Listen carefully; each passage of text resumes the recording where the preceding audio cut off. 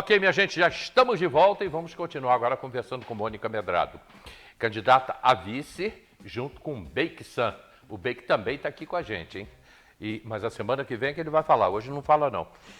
Eu perguntei sobre o bairro do Alto, o crescimento do bairro do Alto, pessoas de um padrão até mais elevado que o normal aqui de Teresópolis.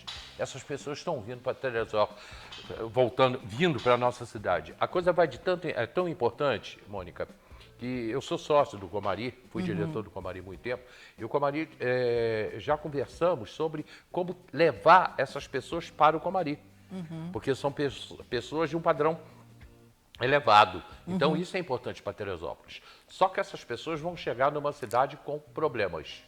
Eu começo com mobilidade urbana e quero saber da tua opinião. Bairro do Alto, Feirinha do Alto, qual é a ideia do seu governo? Então, o bairro do Alto, assim como a cidade como um todo, né, cresceu, mas cresceu de uma forma desordenada. Ou seja, você tem uma grande via, né, onde o fluxo de veículos está sendo muito maior do que a cidade realmente pode comportar, né? Então, essa falta de planejamento, por exemplo, a cidade cresceu, o bairro especificamente do Alto cresceu, mas saneamento básico não existe. A coleta de lixo seletiva não existe. Então, você não tem também uma presença de guarda municipal para poder orientar o trânsito ali. Nos fins de semana, aquilo ali fica impraticável, exatamente por conta da feirinha. Mas não tem guarda municipal? Não tem. São só, para Teresópolis, 26 agentes. Pois é. Esse era outro problema, quando eu comecei a falar para você das diretrizes maiores que devem nortear qualquer programa de governo, qualquer gestão administrativa, sobretudo nos municípios, eu falei para você da importância do planejamento, da criação de planos, a importância da governança, de você ter conselhos que garantam a participação da população, a importância da integração entre as secretarias, porque as secretarias, elas são unidades orçamentárias. Ponto. Isso significa o quê? Que, na verdade, os recursos vão para lá, mas mas tem que haver uma integração entre essas diferentes secretarias, porque as políticas públicas, por exemplo, uma política pública na área de educação envolve saúde, envolve esporte, envolve turismo, envolve segurança, envolve assistência social, ou seja, existe um impacto muito grande quando você realmente quer implementar uma política para que atenda às necessidades da população e naquele setor da educação, você está lidando com o jovem, né? E que você tem que ter, então, essa integração interna. Esses são os eixos principais. E o outro, e aí eu falo assim de cadeira, porque é exatamente a minha vida profissional, é a questão do servidor público. Eu nem gosto de falar de funcionário público, eu gosto de falar de servidor público, porque ele serve ao público. O servidor público aqui em Teresópolis, a situação do servidor é uma situação muito problemática, porque falta gente em todas as secretarias do município. Eu escutando, inclusive, entrevista aqui durante a semana, o vice que representa, digamos assim, o atual governo, ele chegou a falar em cifras de que haveria em torno de 2.500 funcionários, pessoas da ativa trabalhando na prefeitura, se eu não me engano. Primeiro ele veio com uma cifra, acho que em torno de 8.000, mas nesses 8.000 estariam incluídos os aposentados, os licenciados, enfim. Mas que, no grosso modo, seriam 2.500 pessoas. Né? Hoje, digamos assim, trabalhando na prefeitura. 2.500 pessoas, sendo que a maioria, talvez menos de 50%, sejam efetivamente servidores públicos. Como é que você pode pensar em políticas públicas, em melhorias, se você não tem o pessoal que pensa na elaboração da política e vai executar a política pública lá na ponta? É surreal. Então, essa falta de funcionários públicos... E é outra coisa, não basta só abrir concurso público, que é óbvio que é absolutamente necessário que todas as secretarias sejam contempladas com isso. E você também não vai poder fazer isso no primeiro ano. Você vai ter que fazer um escalonamento nos 4 anos de governo, de 25 a 28. você também tem que ter, não basta só entrar, você também tem que capacitar essas pessoas. É uma capacitação continuada, não só na sua expertise, naquilo que ele vai fazer na secretaria, mas também uma capacitação em termos de cidadania. Bom, primeiro, você acha, então teria que fazer um concurso público? Com certeza. Porque são mais de 20 anos que não se tem concurso público. Exato, isso é um absurdo. As pessoas vêm morrendo. Como é que 170 ficam mil doentes, pessoas, se aposentam? uma população de 170 mil pessoas, vai ter como servidores públicos em torno de 2.500, sendo que desses 2.500 tem terceirizados, temporários. Isso é um absurdo. É claro que, na ponta, o serviço público vai ter problema. Tá, mas você tem os contratados e os potes. Sim, mas eles têm uma duração dentro da prefeitura. Depois de um determinado tempo, ele vai embora. E a questão da capacitação do servidor público, não só na sua área de expertise, mas, sobretudo, uma capacitação em termos de direitos de cidadania, eu diria que seria uma formação mais de princípios, para você poder atender bem, uma formação humanizada, uma capacitação humanizada, sobretudo de direitos. Isso não é uma coisa que você faz da noite para o dia, isso é trabalho de formiguinha. Então, quando você está começando a capacitar, ele vai embora, porque ele não tem vínculo com a prefeitura. Então, é importante você ter agentes de Estado que sejam realmente agentes de carreira, funcionários de carreira do município. Senão, você não cria uma massa de servidores públicos para executar tudo aquilo que você planeja. Não tem como. Tá, vamos voltar para o alto? Vamos. Porque eu ia entrar nesse assunto de servidor público, né? Mas você já foi nele e eu deixei, mas eu quero voltar para o alto. Perfeito. Você tem hoje o bairro do Alto como uma referência em gastronomia. Isso notadamente, você mora no Alto, você sabe que os finais de semana, como estão os restaurantes. Novos restaurantes abrindo agora, nesses próximos 30 dias, ali na rua Alfredo Rebelo Filho.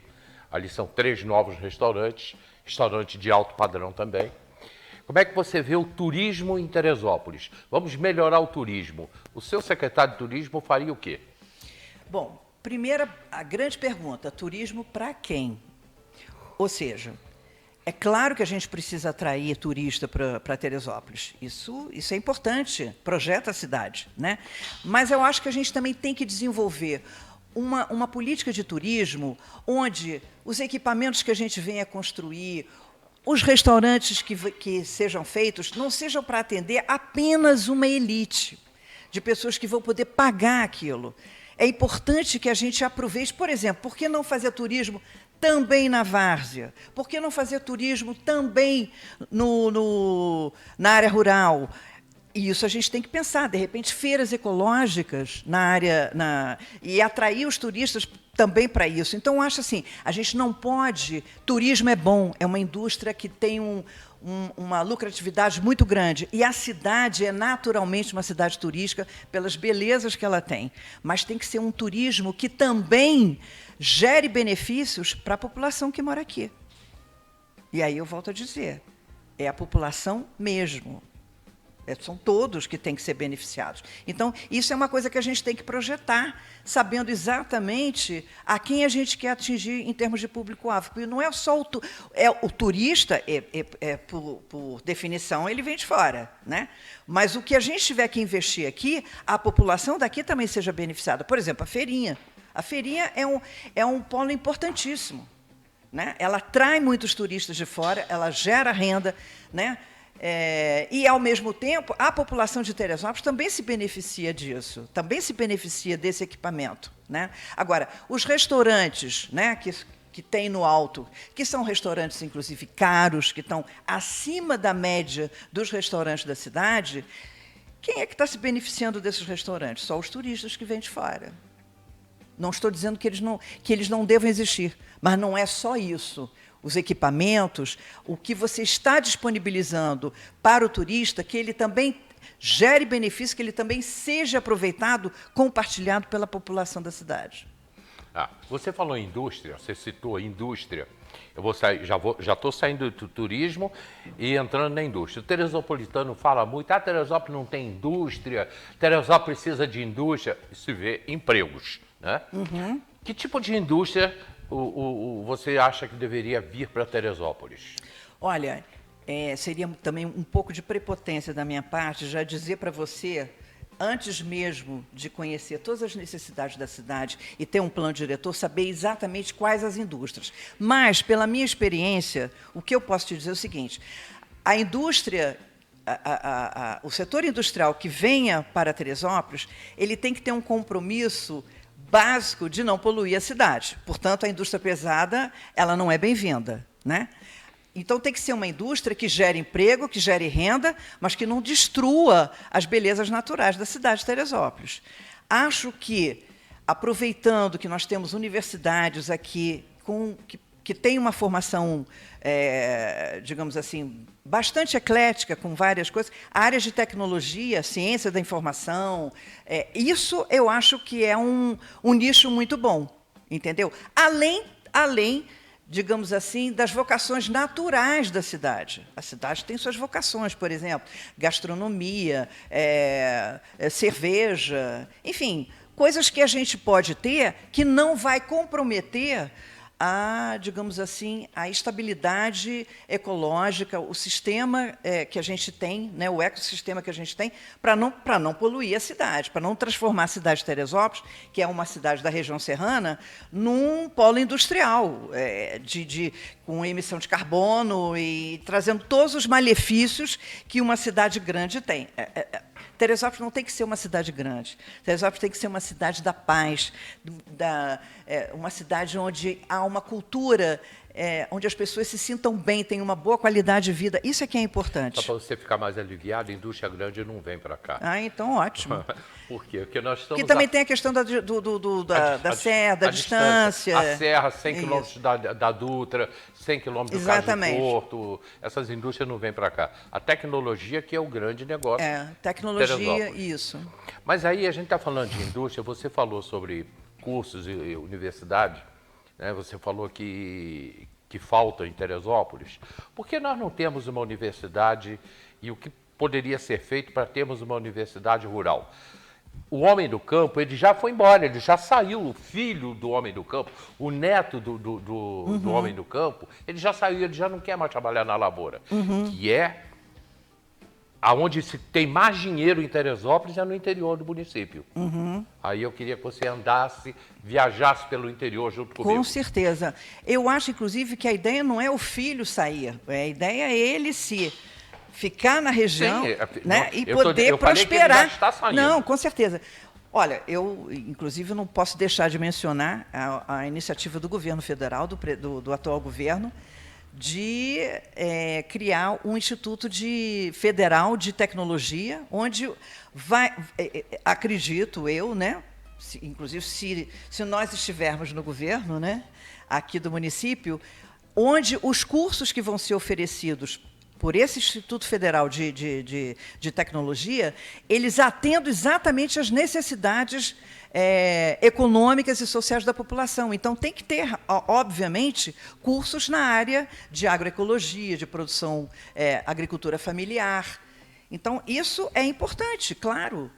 Então, a gente tem que não só investir na questão da formação, né, dos profissionais que vão trabalhar, por exemplo, na agricultura familiar, com assistência técnica, com subsídios, enfim, com uma série de medidas que façam ele a crescer a sua produção, mas como também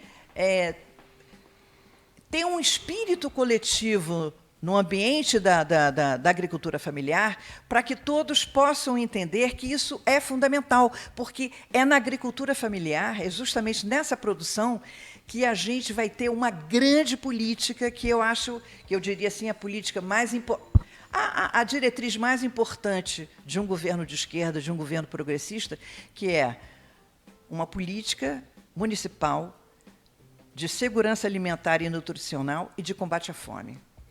Gilberto, você me deu o sinal aí? De começo? Então tá.